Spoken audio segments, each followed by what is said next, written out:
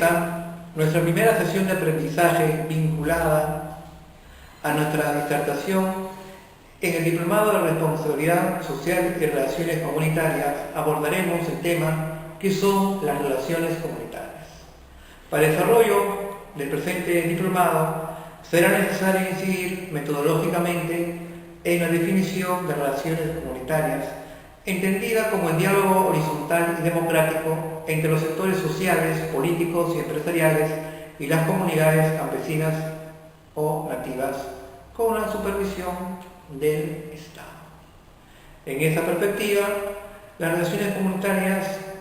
implican una serie de factores como son el de la comunicación y consulta, el estudio de impacto ambiental, el entrenamiento del personal, el programa de empleo local, la contingencia social para poblaciones en contacto inicial,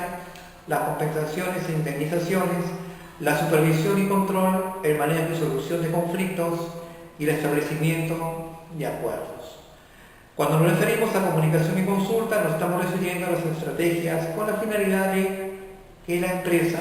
informe adecuadamente a la comunidad sobre el proyecto que pretende llevar a la práctica. Con respecto al estudio de impacto ambiental, se hace mención a aquellos estudios previos que van a tener impacto en una determinada área y que es necesario conocer para ejercer un adecuado amortiguamiento. En lo referente al entrenamiento del personal, de lo que se trata es de capacitar adecuadamente a los sectores que van a formar parte de una estrategia de la relación comunitaria, dotándolas de conceptos de gobernabilidad, derechos humanos, negociación de conflictos, así como de interculturalidad. Por otro lado, relaciones comunitarias también implican programas de empleo local, puesto que la empresa, dentro de sus responsabilidades que asume, o lo que se conoce como responsabilidad social, tiene necesariamente que involucrar a un sector de la población de la parte afectada. Con relación a la contingencia social para poblaciones en contacto inicial, es menester recurrir a una serie de estrategias que mitiguen los impactos que se va a plantear con un determinado proyecto y que pueden ser obstáculos y en muchos casos un detrimento al desarrollo de ciertas comunidades que nunca han estado interrelacionadas con poblaciones, lo que trae como consecuencia su repercusión en enfermedades o en el peor de los casos en epidemias. Con relación a las compensaciones e indemnizaciones, las relaciones comunitarias deben propender también a que la empresa plantee un paquete de medidas que busquen mitigar, compensar y plantear un justiprecio frente a una determinada afectación. Con respecto a la supervisión y control, las relaciones comunitarias plantean una serie de etapas que permiten hacer un seguimiento a las diferentes cadenas y procesos por las cuales se han generado mecanismos de interrelación entre la comunidad y la empresa. Y por otro lado, el manejo y solución de conflictos es una herramienta eficaz para que ambas partes en disputa, como consecuencia de intereses antagónicos y contrapuestos, lleguen a un punto de consenso y a partir de ahí generar una nueva visión de futuro. Y esto conlleva también un establecimiento de acuerdos que forman parte de los compromisos que se tienen que acatar y asumir, tanto por parte de la empresa como por parte de la comunidad involucrada. En el cuadro adjunto podemos nosotros visualizar cuáles son las buenas relaciones con los actores sociales. En primer término, la identificación y análisis de los actores sociales, y esto consiste en dedicar tiempo a identificar y establecer un orden de prioridad de los actores sociales y a determinar sus intereses e inquietudes. Por otro lado, se plantea también una gestión de las reclamaciones, es decir, en establecer medios accesibles y adecuados para que los actores sociales puedan exponer sus inquietudes y reclamaciones acerca del proyecto a lo largo de toda su existencia. Esta relación también se complementa con la elaboración de informes para los actores sociales, que consiste en informar a los actores sociales acerca del desempeño ambiental, social y económico del proyecto. Habiendo entendido lo que es la identificación y análisis de los actores sociales, la gestión de las reclamaciones y la elaboración de informes para los actores sociales, empezaremos por definir también lo que es la participación de los actores sociales. Esto implica el compromiso y la participación de las personas o grupos directamente afectados por el proyecto en el seguimiento de sus impactos y beneficios, así como de las actividades de mitigación y el hecho de recurrir a expertos externos en los casos en que se considere que estos pueden aumentar la transparencia y la credibilidad. A su vez, estos aspectos previamente explicados también se complementan con la divulgación de la información, que no es otra cosa que proporcionar información a los actores sociales desde las primeras etapas del proceso de toma de decisiones de una manera significativa y por medios accesibles, y mantener esta comunicación durante toda la vida del proyecto. Habiendo entendido este tema, podemos nosotros a su vez complementar lo expuesto con las funciones de gestión, que consiste en crear y mantener en la empresa suficiente capacidad para manejar las relaciones con los actores sociales, con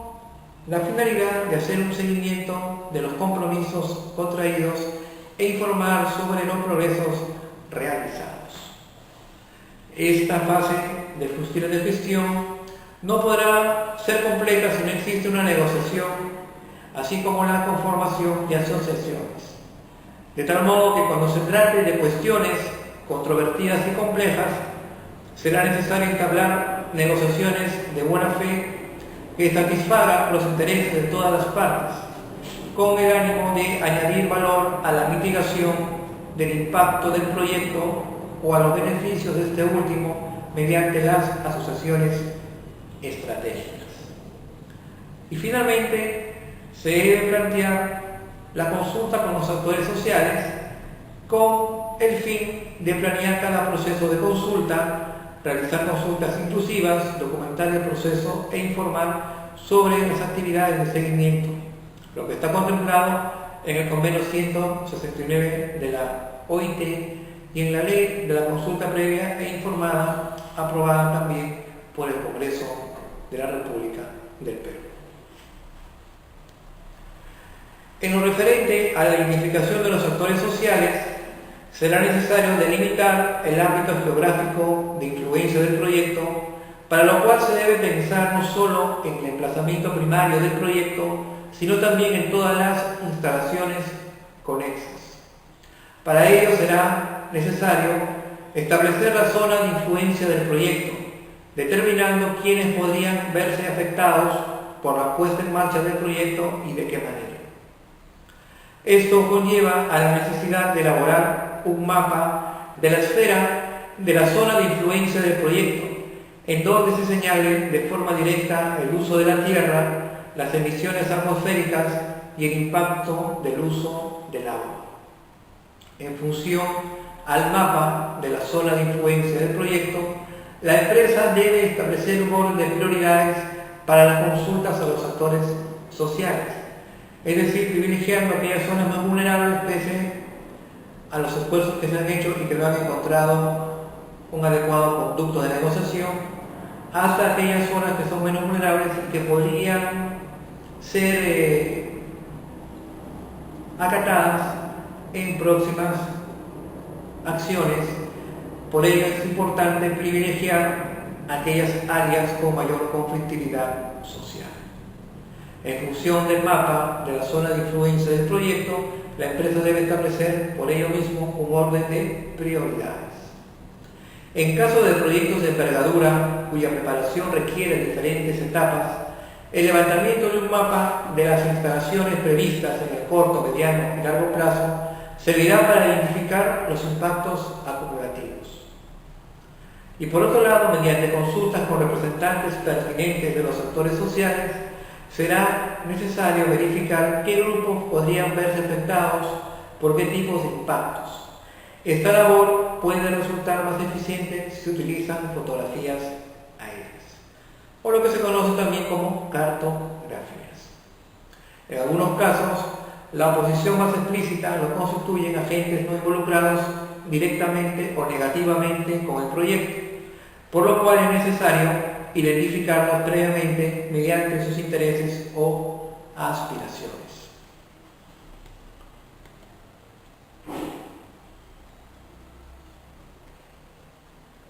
En lo referente al establecimiento de prioridades en la interacción con los diferentes actores sociales,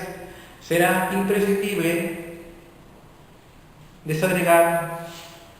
esta parte de la exposición en la necesidad de establecer las posibles soluciones a los siguientes cuestionamientos. ¿Qué tipo de relación con los actores sociales establece la ley u otra normativa? ¿Quiénes se verán afectados negativamente por los posibles impactos ambientales y sociales en la zona de influencia del proyecto? ¿Quiénes son los grupos o personas más vulnerables entre los posibles afectados y qué iniciativas especiales son necesarias para establecer una relación con ellos? ¿En qué etapa del desarrollo del proyecto se verán más afectados los actores sociales? ¿Cuáles son los diversos intereses de los actores sociales en el proyecto